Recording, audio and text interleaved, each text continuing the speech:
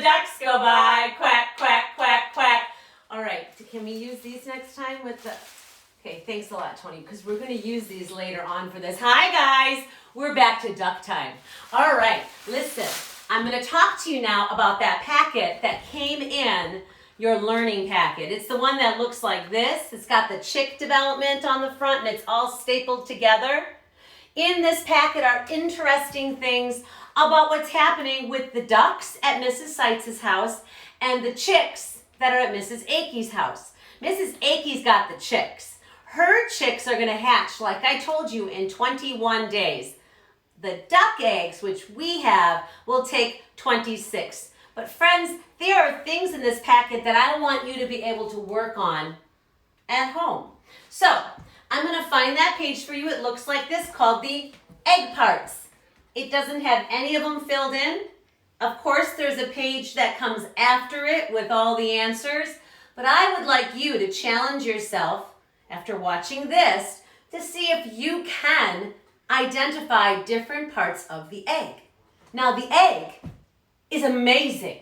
I cannot tell you how incredible an egg is and what it provides for any kind of a bird that's growing inside of it. So I want you guys to come on over and I want you to see what an egg really has. There are different parts of an egg. Right now, I just have a nice egg in front of me. As you can see, one end is larger than the other end, and that's normal. But there are things of an egg that are just remarkable. First of all, we're looking at the shell. If you look at the shell of an egg, a shell of an egg, the shell, the outside that we all are so familiar with, it is very important. It doesn't just protect what's inside, but it also protects it because it's porous. Porous means that air can get in and also things like air can come out. But what's important is it keeps what's ever inside protected. So it's porous so that there's still airflow back and forth. Right outside of that shell is what we call the membrane. Now the membrane is a very, very important part of the egg. The membrane is protecting the egg. It's protecting the egg from bacteria. Bacteria is like germs and things that create a problem for a living creature. And so the shell, because it's porous, it has a membrane right next to it that keeps the bacteria from getting inside where the embryo is growing. Now, friends, there is a part of the membrane that breaks away, and we call that the air cell. The air cell is very important right now in a duck egg and a chick egg. Oftentimes, after like the 12th day, the chick will poke into this air cell and take some oxygen or get some air. This air cell is important to the creature that's growing inside, the embryo. Now, friends, my favorite part of an egg, and you're never going to forget this, is a part called the chalaza. Now, I never even understood this word. I think it's a French word, chalaza. I love just saying it, chalaza. The chalaza is what we would call an anchor, and I'm going to use yellow. And I'm going to put an anchor. It looks like a squiggly there. And I'm going to put a squiggly over here because the chalaza is what we would call an anchor.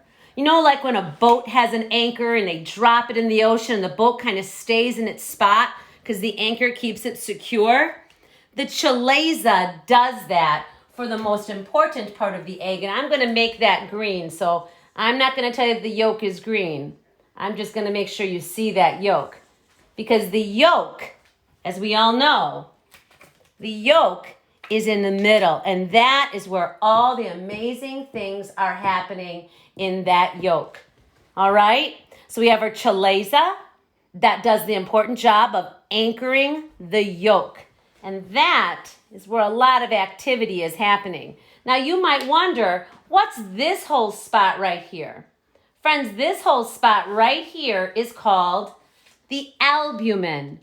The albumin is amazing. What the albumin is basically It holds everything and anything that the yolk needs that's growing, because that's where the embryo, the little chick or the little duckling is growing.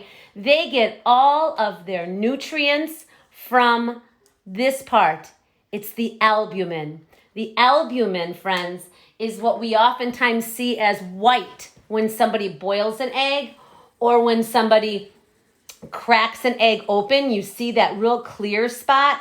That's the albumin. It has 40 different proteins in it. It's amazing.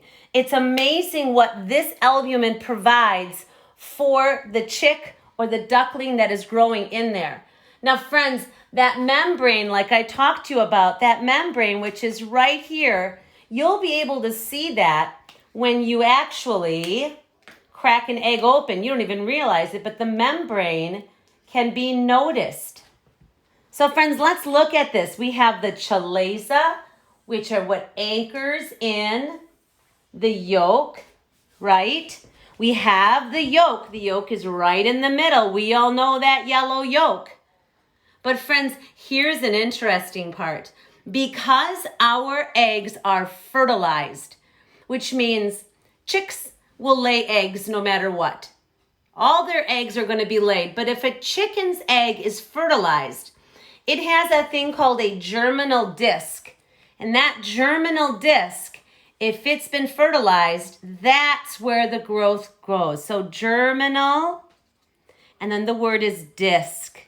That's a big science thing. That's a big kid thing is when you realize. And so oftentimes if you would crack open one of our fertilized eggs, this might be very noticeable.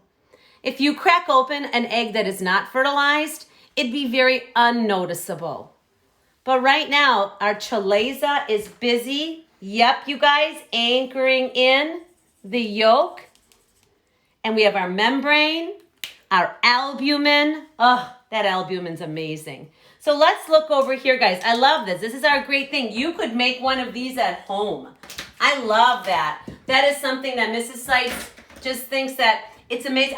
When I eat an egg, I'm like, thank you, egg. You got everything I need, too. Now, granted, I have